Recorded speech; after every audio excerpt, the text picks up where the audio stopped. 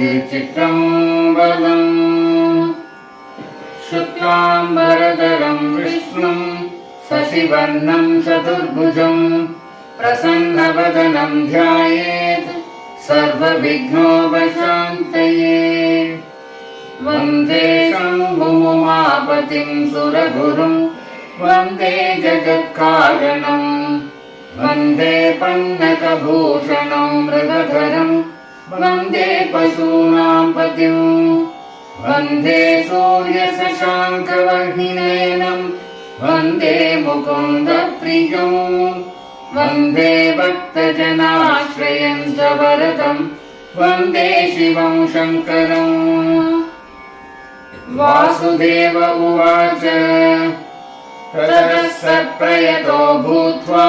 मम तात युधिष्ठिर प्राञ्जलिप्राह विप्रश्येर्नाम सङ्ग्रहमादितः। उपमन्युरुवाच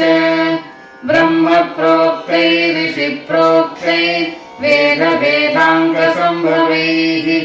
सर्वलोकेषु विख्यातम् स्तुत्यं स्तोष्यामि नामभिः। महद्भिर्विहितैः सत्यैः सिद्धैः सर्वार्थसाधकैः ऋषिणा दण्डिना भक्त्या कृतैर्वेदकृतात्मना यथोक्तैः साधुविख्यातैः मुनिभिस्तत्त्वदर्शिभिः। प्रवरं प्रथमं स्वर्गं सर्वभूतहितं शुभं श्रुतैः सर्वत्र जगति ब्रह्मलोकावतारितैः। सत्यैः सत्परमं ब्रह्म ब्रह्म प्रोक्तं सनातनं वक्ष्ये यदुकुलश्रेष्ठ शृणुष्वावहितो मम। वरयैनं भवं देवं भक्तस्त्वं परमेश्वरं तेन ते श्रावयिष्यामि यत्तद्ब्रह्म सनातनं। न शक्यं विस्तरात् कृत्स्नं वक्तुं सर्वस्य केनचित् युक्तेनापि विभूतीनाम् अभिवर्षशतैरपि यस्यादिर्मध्यमन्तं च सुरैरपि न गम्यते। कस्तस्य शक्नुयात् वक्तुं गुणान् कार्त्स्येन माधव। किन्तु देवस्य महः संक्षिप्तार्थपदाक्षरं शक्तिदश्चरितं वक्ष्ये प्रसादात् तस्य धीमतः। अप्राप्य तु ततोऽनुज्ञां न शक्यस्तोतुमीश्वरः यथा तेनाप्यनुज्ञातस्तुतो वै स तथा मया। अनादिनिधनस्याहं जगद्योनिर्महात्मनः नाम्नां कञ्चित् समुद्देश्यं वक्ष्याम्यव्यक्तयोनिनः। वरदस्य वरेण्यस्य विश्वरूपस्य धीमतः शृणु नाम्नां चयं कृष्ण यदुक्तं पद्मयोनिना। दशनाम सहस्राणि यान्याः प्रपितामहः तानि निर्मद्य मनसा तद्नो घृतमिवोद्धृतं। गिरेसारं यथा हेम पुष्पसारं यथा मधु घृतात्सारं यथा मण्डलस्तथैतत्सारमुद्धृतं। सर्वपापापहमितं चतुर्वेदसमन्वितं प्रयत्नेनाधिगन्तव्यं कार्यं च प्रयतात्मना।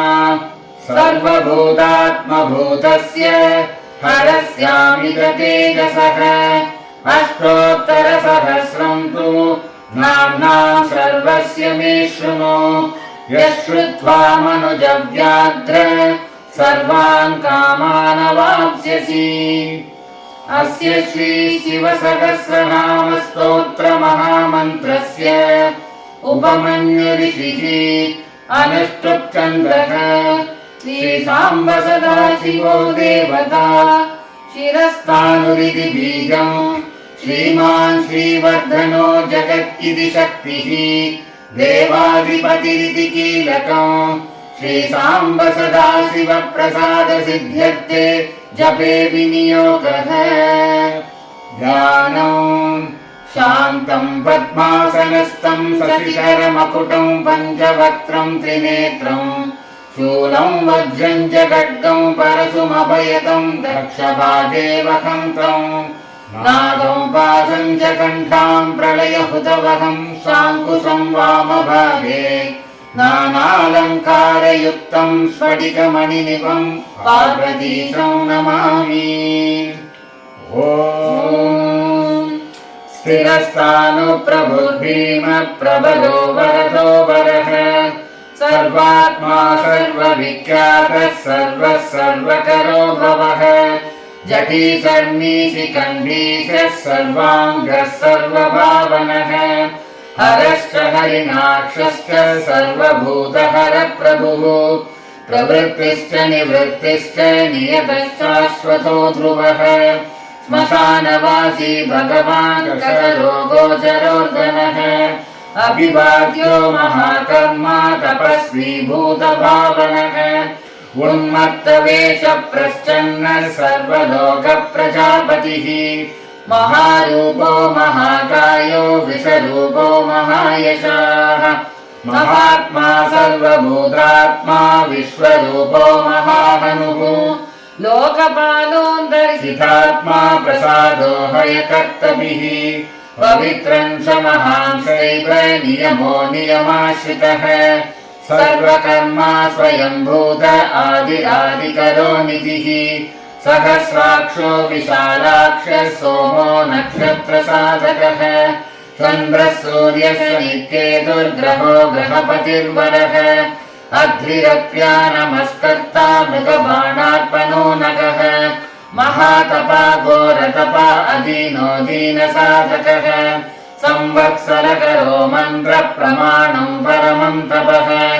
योगी योज्यो महाबीजो महारेता महाबलः सुवर्णरेता सर्वज्ञ सुबीजो बीजवाहनः दशबाहुस्त्वनिमिषो नीलकण्ठ उमापतिः विश्वरूपः स्वयं श्रेष्ठो बलवीरो बलोगणः गणकर्ता गणपतिर्दिग्वासा काम एव च मन्त्रवित्परमो मन्त्रः सर्वभावकरो हरः कमण्डलुधरो धन्वी बाणहस्तकपालवान् अशनीशदग्नी खड्गी पट्टिसी सायुधी महान्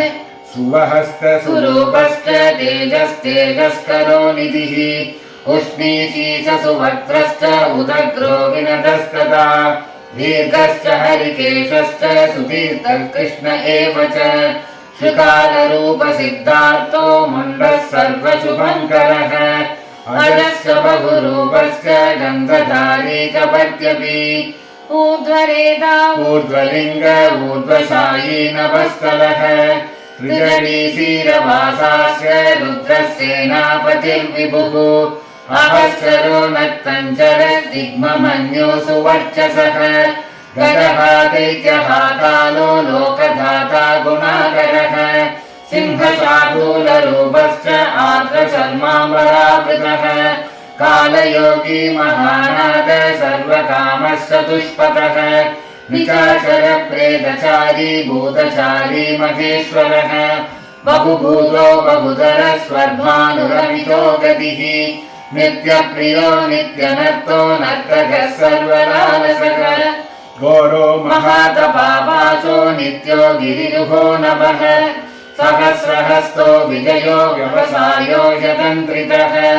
अदर्शनो दर्शनात्मा यज्ञः कामनाशकः दक्षयागापहारी च सुसहो मध्यमस्तथा तेजोपहारी बलः मुदितोर्तोजितो वरः गम्भीरघोषो गम्भीरो गम्भीरबलवाहनः न्यक्रोधरूपो न्यक्रोधो वृक्षकर्णस्थितिर्विभुः सुतीक्ष्णदशनश्चैव महाकायो महाननः विश्वक्सेनो हरिर्यज्ञ संयुगापीठवाहनः तीक्ष्णतापश्च हर्यश्व सहायः कर्मकालविर् विष्णुप्रसादितो यज्ञ समुद्रो बडवामुखः हुताशन सहायश्च प्रशान्तात्मा हुताशनः उग्रतेजा महातेजा जन्यो विजयकालवित् ज्योतिषामयनं सिद्धिः सर्वविग्रह एव च शिखी मुण्डी जडी ज्वाली मूर्तिजो मूर्तजो बली वेणवी वनवी काली कली कालकटङ्कटः नक्षत्र विग्रहमतिर्गुणबुद्धिर्लयोगमः प्रजापतिर्विश्वबाहुर्विभागः सर्वगोमुखः विमोचनः सुशरणो हिरण्यकवचोद्भवः मेढ्रजो बलशाली च महीशाली सुतस्तथा सर्वतूर्यविनोदी च सर्वादोद्यपरिग्रहः व्यालरूपो गुहावासी गुहो माली तरङ्गविद् सुदशस्त्रिकालकृत्कर्म सर्वबन्धविमोचनः बन्धनस्त्वसुरेन्द्राणां युधिशत्रुविनाशनः साङ्ख्यप्रसादो दुर्वासा सर्वसाधुनिषेवितः प्रस्कन्दनो विभागज्ञो अतुल्यो यज्ञभागवीर् सर्ववासः सर्वचारी दुर्वासा वासवो मरः हैमो हेमकरो यज्ञ सर्वधारी दरोत्तमः लोहिताक्षो महाक्षश्च विजयाक्षो विशारदः सङ्ग्रहो निग्रहः कर्ता सर्वचीरनिवासनः मुख्यो मुख्यश्च देहश्च काकलिः सर्वकामकः सर्वकालप्रसादश्च सुबलो बलरूपधृत् सर्वकामवरश्चैव सर्वदः सर्वतोमुखः आकाशनिर्विरूपश्च निपातीशवशक्कतः रौद्ररूपोऽंशुरादित्यो बहुरश्मिषु वक्षसि वसुवेगो महावेगो मनोवेगो निशाचरः सर्ववासी श्रियावासी उपदेशकरोकरः मुनिरात्मनिरालोक संवर्धश्च सहस्रतः पक्षी च पक्षरूपश्च अतिदीप्तो विशाम्पतिः उन्मादो मदनः कामो शश्वत्तोत्रकरो यशः वामदेवश्च वामश्च प्राग्दक्षिणश्च वामनः सिद्धयोगी महर्षिश्च सिद्धार्थः सिद्धसाधकः भिक्षुश्च भिक्षुरूपश्च विपनो मृदुरव्ययः महासेनो विशाखश्च षष्टिभागो गवाम्पतिः वज्रहस्तश्च विष्कम्भी समुस्तम्भन एव च वृत्तावृत्तकरस्थालो मधुर्मधुकलोचनः वाचस्पत्यो वाचसनो नित्यमाश्रितभूजितः ब्रह्मचारी लोकचारी सर्वचारी विचारवित् ईशान ईश्वरः कालो निशाचारी पिनाकभृत् निमित्तस्थो निमित्तं च नन्दिर्नन्दिकरो हरिः नन्दीश्वरश्च नन्दी च नन्दनो नन्दिवर्धनः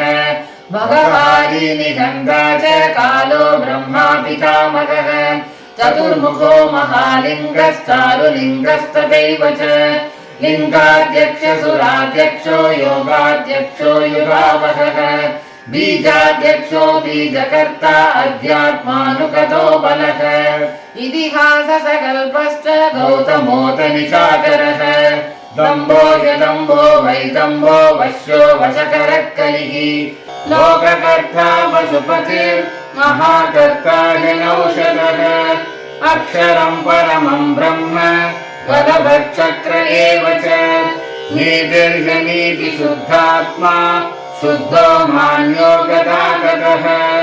बहुप्रसादस्तु स्वप्नो तत्त्वनो तत्त्वमित्रजित् वेदकारो मन्त्रकारो विद्वान् समरमर्दनः महामेघनिवासी च महाघोरो वशीकरः अग्निज्वालो महाज्वालो अतिधूम्रो हुतो हविः वृषणः शङ्करो नित्यं वक्षस्वी धूमकेतनः नीलस्तथाङ्कलुप्तश्च शोभनो निरवग्रहः स्वस्तिरः स्वस्तिभावश्च भागी भागकरो लघुः उत्सङ्गश्च महाकश्च महागर्भपरायणः कृष्णवर्णसुवर्णश्च इन्द्रियं सर्वदेहिनां महापादो महाहस्तो महाकायो महायशाः महामूर्धा महामात्रो महानेत्रो निशालयः महान्तको महाकर्णो महोष्टश्च महाहनुः महानासो नासो महाग्रीवश्मशानभाग् महावक्षा महोरस्को ह्यन्तरात्मा मृगालयः लम्बनो लम्बितोष्टश्च महामायपयोनिधिः महादगो महादंष्ट्रो महाजिह्वो महामुखः महानगो महारोमा महाकेशो महाजटः प्रसन्नश्च प्रसादश्च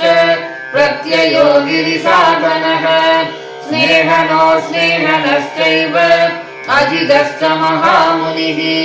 वृक्षाकारो वृक्षकेतुरनलो वायुवाहनः गण्डली मेरुधामाश्च देवाधिपतिरेव च अगर्वशीर्षसामास्य हृत्सहस्रामिदेक्षणः यजुःपादभुजो गुह्य ककाशो जङ्गमस्तथा अमोघार्थप्रसादश्च अभिगम्य सुदर्शनः उपकारप्रियः सर्व कनककाञ्चनश्च विहि नाभिर्नन्दिकरो भाव पुष्करस्तपति स्थिरः द्वादशस्त्रासनश्चाद्यो यज्ञो यज्ञसमाहितः नक्तम् कलिश्च कालश्च मकरः कालपूजितः सगणो गणकारश्च भूतवाहनसारथिः भस्मशयो भस्मगोप्ता भस्मभूतस्तरुर्गणः लोकपालस्तथा लोको महात्मा सर्वभूजितः शुक्रस्त्रिशुक्रसम्पन्न शुचिर्भूतनिकेवितः आश्रमस्थक्रियावस्तु विश्वकर्ममतिर्वरः विशालशाकस्ताम्रोष्टो ह्यम्बुजालः सुनिश्चलः कपिलः कपिलः शुक्ल आयुश्चैव परोपरः गन्धर्वो ह्यतिथिस्तार्क्ष्य सुविज्ञेयः सुशारदः परस्वधायुधो देव अनुकारी सुबान्धवः तुम्बदीनो महाक्रोध ऊर्ध्वरेगाजलेशयः उग्रो वशङ्करो वंशो वंशनादो ह्यनिन्दितः सर्वाङ्गरूपो मायावी सुहृदो ह्यनिलो नलः बन्धनो बन्धकर्ता च सुबन्धनविमोचनः स यज्ञारी स कामालिर्महादंश्रो महायुधः बहुधा निन्दितः सर्व शङ्करः शङ्करोदनः अमरेशो महादेव विश्वदेवः सुरारिः अहिर्बुद्ध्यो निलाभश्च चेकितानो हविस्तथा अजैकपाष्टकापाली त्रिशङ्कुरजितः शिवः धन्वन्तरिर्धूमकेतुः स्कन्दो वैश्रवणस्तथा धाताशक्रश्च विष्णुश्च मित्रस्पष्टा ध्रुवोदरः प्रभावः सर्वगो वायुर्यमासविकारविः उषङ्गुश्च विधाता च मान्धाता भूतभावनः विभुर्वर्णविभावी च सर्वकामगुणावहः पद्मनाभो महागर्भश्चन्द्रवक्त्रो निलो नलः बलवान् शोभशान्तश्च पुराणः पुण्यसञ्चुरी गुरुकर्ता गुरुवासी गुरुभूतो गुणौषधः सर्वाशयो दर्भचारी सर्वेषाम् प्राणिनां पतिः देवदेव सुखासक्तः सर्वरत्नवेत् कैलासगिरिवासी च हिमवद्गिरिसंश्रयः कूलहारी कूलकर्ता बहुविद्यो बहुप्रदः वणिजो वर्धती वृक्षो बहुलः शङ्करश्चदः सारग्रीवो महाजद्रुरनोनष्टमवंशदः सिद्धार्थकारी सिद्धार्थच्छन्दो व्याकरणोत्तरः सिंहनादः सिंहदंष्ट्रः सिंहः सिंहवाहनः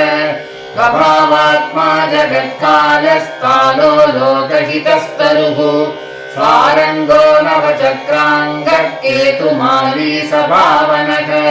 भूतालयो भूतपतिरहोरात्रमनिन्दितः वाहिता सर्वभूतानां निलयश्च विभुर्भवः अमोघः संयदोषश्वो भोजनप्राणधारणः धृतिमान् मतिमान् दक्षः सत्कृतश्च युगाधिपः गोपालिर्गोपतिर्ग्रामो गोशर्मवसनो हरिः हिरण्यबाहुश्च तथा गुहापालप्रवेशिनाम् प्रकृष्टारिर्महाहर्षो जितकामो जितेन्द्रियः गान्धारश्च सुवासश्च तपः सक्तो रतिर्नरः महागीतो महानृत्यो ह्यक्षरो गणसेवितः महाकेतुर्महाधातुर्नैकसानुचरश्चलः आवेदनीय आवेश सर्वगन्धसुभावहः तोरणस्तारणो वाकपरिधिपदिकेशरः संयोगो वर्धनो वृद्धो अधिवृद्धो गुणाधिकः नित्यमात्मसहायश्च देवासुरपतिः युक्तश्च युक्तबाहुश्च देवो दिवि सुपर्वणः आषाढश्च सुषाढश्च ध्रुवो दहरिणो हरः वपुरा वर्तमानेभ्यो वसुश्रेष्ठो महापतः शिरोहारी विमर्शश्च सर्वलक्षणलक्षितः अक्षश्च रतयोगी च सर्वयोगी महाबलः समाम्नायो समाम्नायस्तीर्थदेवो महारथः निर्जीवो जीवनो मन्त्रश्चुभाक्षो बहुतर्कशः रत्नप्रभूतो रत्नाङ्गो महार्णवनिभानवेत् मूलम् विशालो ह्यमृतो व्यक्त्वा व्यक्तस्तपोनिधिः आरोहणोऽधिरोहश्च शीलधारी महायशाः सेनाकल्पो महाकल्पो योगो युगकरो हरिः युगरूपो महारूपो महानागहनो वरः न्यायनिर्वपणपाठः पण्डितो दशलोपमः बहुमालो महामानः शशीहरसुलोचनः विस्तारो लवणकुवस्त्रियुगः सबलोदयः त्रिलोचनो विषण्णाङ्गो मणिविद्धो जटाधरः बिन्दुर्विसर्गः सुमुखः सर्वायुधः सरः निवेदनः सुखाजातः सुगन्धारो महाधनुः गन्धपाली च भगवान् उत्तानः सर्वकर्मणाम् मन्दानो बहुलो वायुः सकलः सर्वलोचनः करस्थाली ऊर्ध्वसम्भलनो महान् चत्रम् चुचत्रो विख्यातो लोकः सर्वाश्रयश्रवः गुण्डो विरूपो विकृतो गण्डी गुण्डी विकुर्वणः हर्यक्षकटुभो वज्री शतजिह्वः सहस्रपात् सहस्रमूर्धा देवेन्द्रः सर्वदेवमयो गुरुः सहस्रबाहुः सर्वाङ्गः शरण्यः सर्वलोककृत् पवित्रम् त्रिगगृन्मन्त्रः कनिष्ठः कृष्णपिङ्गलः ब्रह्मदण्डविनिर्माता शतग्निपाशशक्तिमान् पद्मगर्भो महागर्भो ब्रह्मगर्भो जलोद्भवः कवस्तिर्ब्रह्मकृत् ब्रह्मी ब्रह्मविद्ब्राह्मणो गतिः अनन्तरूपो नैकात्मा तिग्मतेजा स्वयम्भुवः ऊर्ध्वगात्मा पशुपतिर्वाकरम्भा मनोजवः चन्दनी पद्मनालाग्रः सुरभ्युद्धरणो नरः कर्णिकार महासृग्वी नीलमौलिर्पिनाककृत् उमापतिरुमाकान्तो जाह्नवी भृगुमाधवः वरो वराहो वरदो वरेण्यः सुमहास्वनः महाप्रसादो दमन चक्रुः श्वेतपिङ्गलः पीतात्मा परमात्मा च प्रयतात्मा प्रधानकृत् सर्वभास्वमुखत्रयक्षो धर्मसाकारणो वरः सरासरात्मा सूक्ष्मात्मा अमृतो गोवृषेश्वरः साध्यर्षिर्वसुरादित्यो विवस्वान् सवितामृतः व्याससर्गसु संक्षेपो विस्तरः पर्ययो नरः ऋतुः संवत्सरो मासः पक्षः संख्या समापनः कलाकाष्ठालवामात्रा मुहूर्ताः क्षपाक्षणाः विश्वक्षेत्रम् प्रजाबीजम्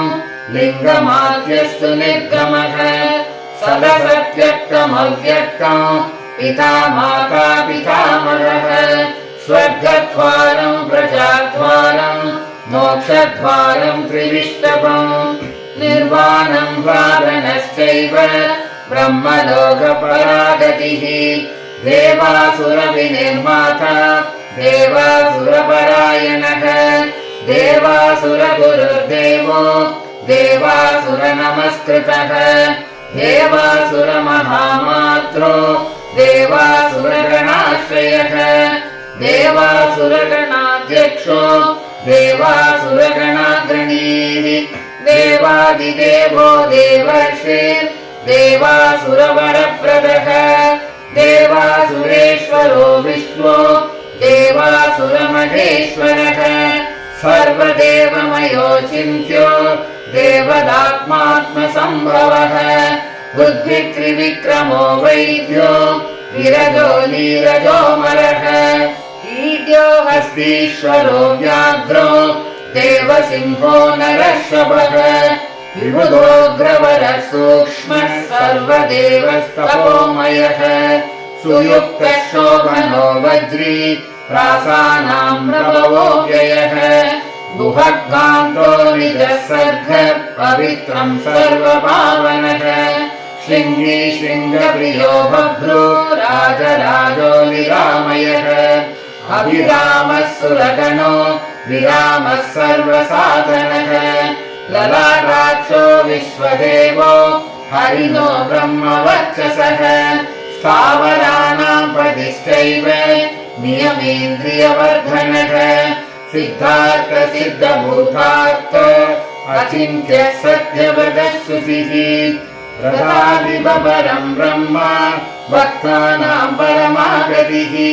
विमुक्तो मुक्ततेजाश्च श्रीमान् श्रीवर्धनो जगत् रथादिपरम् ब्रह्म भक्तानाम् परमागतिः विमुक्तो मुक्ततेजाश्च श्रीमान् श्रीवर्धनो जगत् व्रताधिपरम् ब्रह्म भक्तानाम् परमागतिः विमुक्तो मुक्ततेजाश्च श्रीमान् श्रीवर्धनो जगत् श्रीमान् श्रीवर्धनो जगत् ॐ नम इति यदा प्रदानम् भगवान् इति भक्त्या स्तुतो मया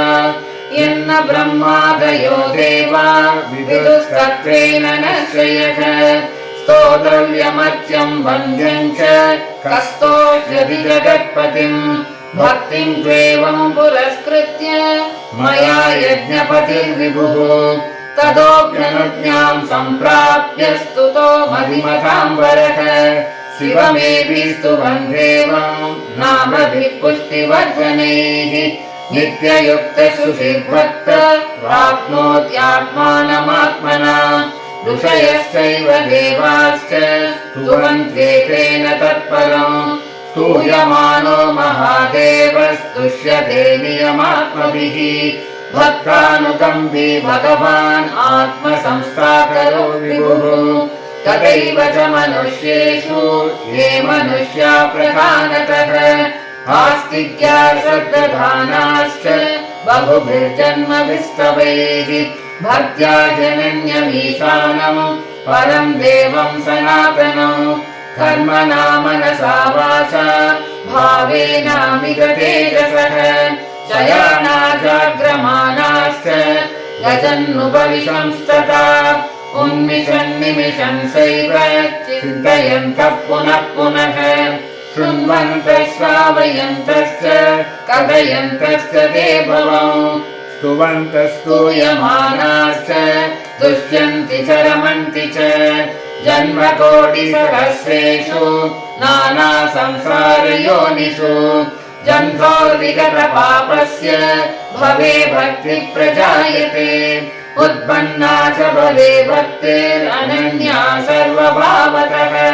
भाविनः कारणे चास्य सर्वयुक्तस्य सर्वथा एतद्देवेषु दुष्प्रापम् मनुष्येषु च लभ्यते